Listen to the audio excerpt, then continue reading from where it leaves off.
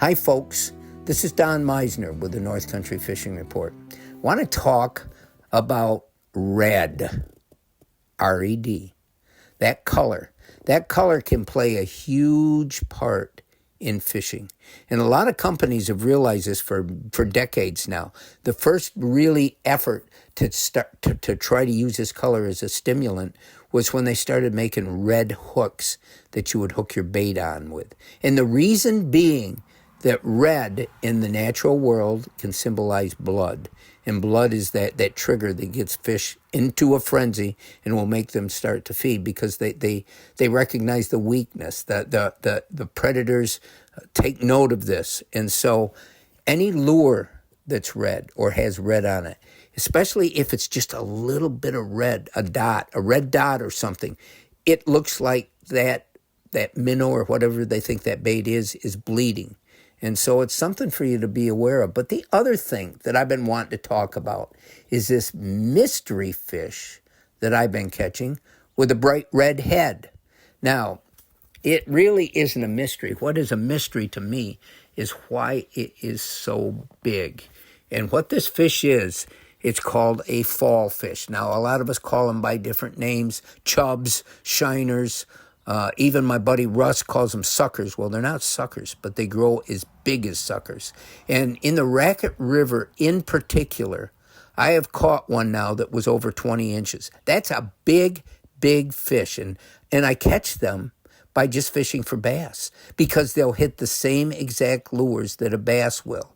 And I talked to my buddy Rocky this morning. I said, Rocky, have you ever heard of a fall fish? Now, Rocky's down on the Salmon River, and he was in the military like I was. As a matter of fact, he rose to unbelievable acclaim as an officer in every one of our conflicts. But he's a great fisherman and a great teacher. And Rocky said, yeah, I know what fall fish are. He says, as a matter of fact, I've seen them 3 or even 4 pounds, and I'm like, bingo. That's the size that I'm catching.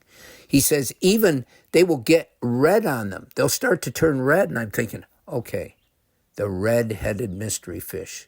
And I said, why are they red, Rocky? He says, because that's what happens when they go into their spawning mode.